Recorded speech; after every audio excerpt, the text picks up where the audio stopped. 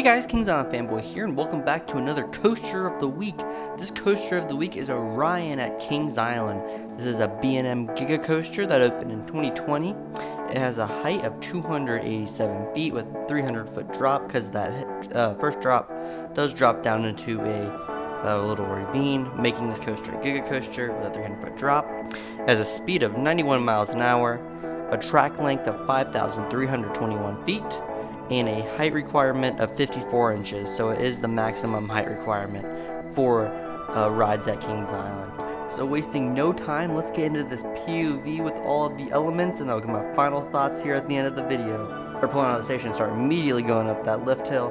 Getting up the 287-foot tall lift hill road chain is pretty fast, and it does provide a fantastic view of all of the entire park, and then a lot of the Mason area. You can see all of the woodland that surrounds Kings Island. You can see the Little Miami River, and if you get on a hot summer day, you can actually see steam that comes off the Little Miami River, which I think looks phenomenal, especially during the haunt. If you're at the haunt, the entire park is covered in fog, and you see all the lights. It's absolutely incredible.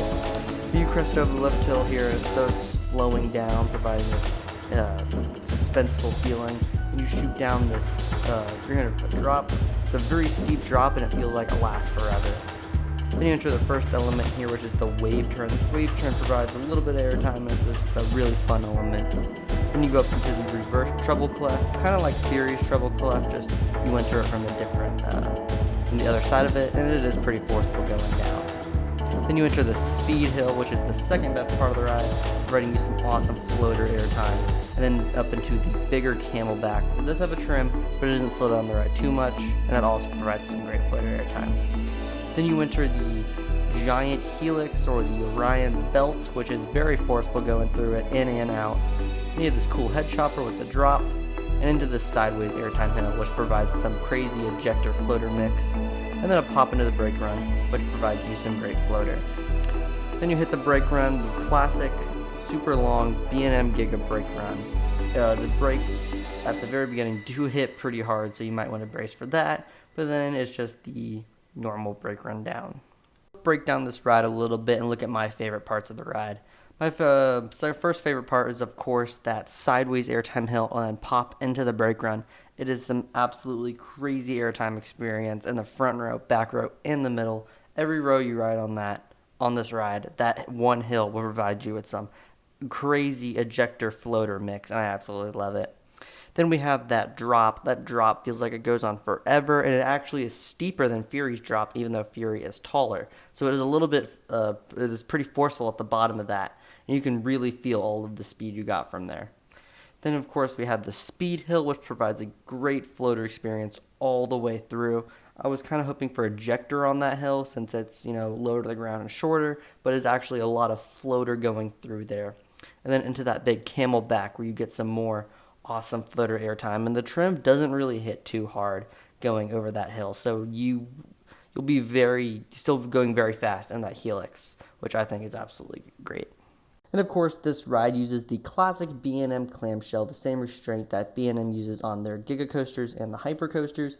I love the B&M clamshell. It lets a lot of room, and they're very comfortable. This ride does have a retractable seatbelt, which can restrict some of the airtime you could potentially get on this ride, but I don't think it affects the ride experience too much. Overall, it is a fantastic ride with the trains and the whole rest of the ride. Now I want to look at the theme of Orion. Cedar Fair has been starting to invest a lot more theming into their newer roller coasters. We first kind of saw this start up with Mystic Timbers, and then Twisted Timbers, Copperhead Strike, and now Orion, which I think Cedar Fair should definitely continue to integrate a little bit more theming into their roller coasters. With the addition of Orion, we saw the re-theme of X-Base into Area 72, which really breathed incredible new life into that area. They added a restaurant, they redid the facade of Flight of Fear, and of course added Orion, which I think that entire area is definitely one of the nicest areas of the park.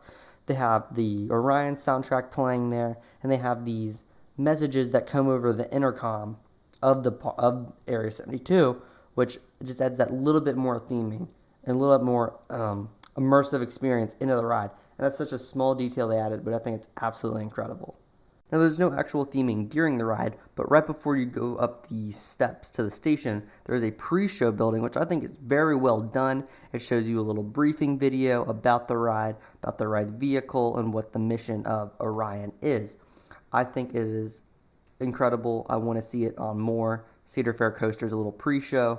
The only other ride we have at Kings Island like that is the ride right next to it, Flight of Fear, with that Q video that they play, which was made when it opened at Paramount.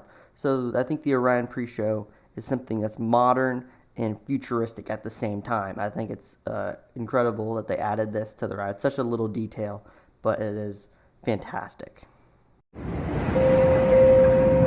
Attention all base personnel. Press credentials are required of all civilian personnel entering the compound. Detain for questioning any persons who do not have the appropriate paperwork. Repeat, any civilians not carrying press credentials should be detained indefinitely. That is all.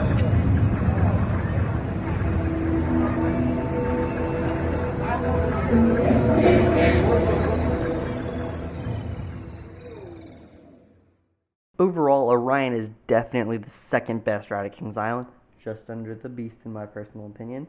But I think it is absolutely phenomenal ride. Great fit for Kings Island to get. And so for my final score, I will give Orion a 10 out of 10.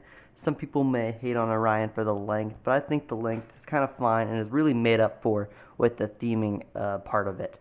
Orion isn't meant to be the new Fury 325, the copy of Fury or the better Fury. Orion is supposed to be its own separate ride and that can stand alone as a great ride without being compared to Fury or Diamondback or any other B&M roller coaster or any other coaster for that matter. Orion can stand alone on its own and stand out as a fantastic ride. So that's why I'm giving it a 10 out of 10, and I highly recommend this ride if you go to Kings Island. Well, that's all for this video. I want to hear what you guys think of Orion down in the comments below. Again, I want to thank you all for watching, and I'll see you in the next one. Bye.